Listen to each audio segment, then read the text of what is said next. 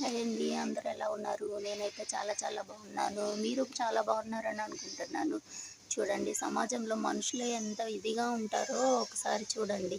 చిన్న విషయం గురించి మాట్లాడదామని ఈ వీడియో చేస్తున్నాను. చూడండి ఎలా ఉన్నారు.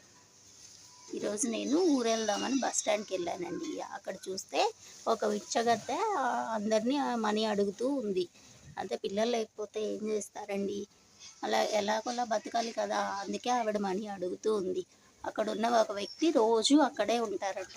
అతన్ని కూడా మనీ అడుగుదామని వెళ్ళింది.